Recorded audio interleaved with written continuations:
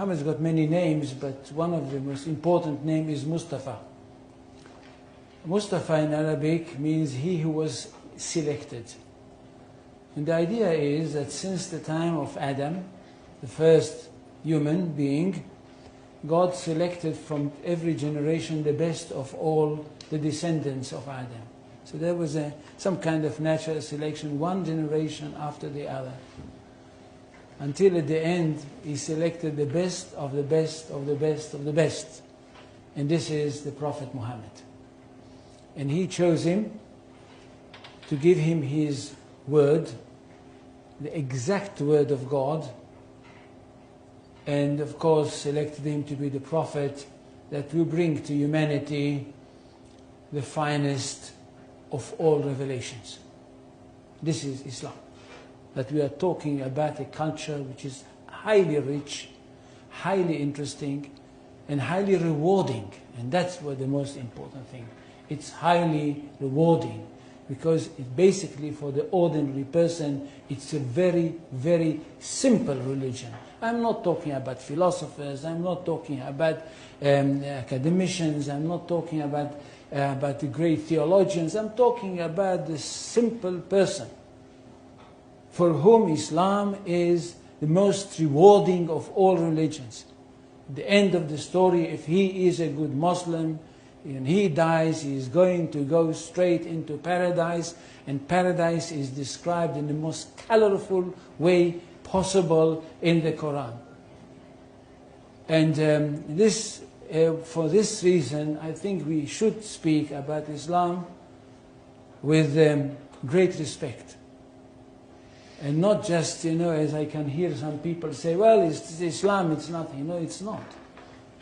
And it's not a simple thing that a person like me and others like me in the academy, in fact, dedicated their life for the studying of this culture. Now, Islam is not a religion in the ordinary, simple way of thinking. Islam is a culture which comprises everything. And most of all, it is a culture based on revelation, and it is a culture which is based on a legal system. It is basically a legal system. It is a legal system which comprises everything. It comprises the life of the individual, it comprises the life of the society, it comprises the state.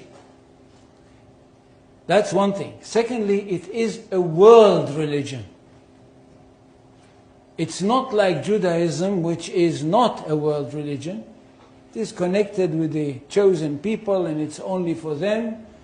And it's not connected with the territory of the world, it's connected with one small country. Islam is a world religion connected with the world, and it wants to establish world order. For Islam, the whole world is one state. And all the people of the world are those people who live in this one state. Now when Muhammad came with this idea, the words came from God to him. And it says, I don't know how many, do any people know Arabic here? They don't. So I will not quote in Arabic.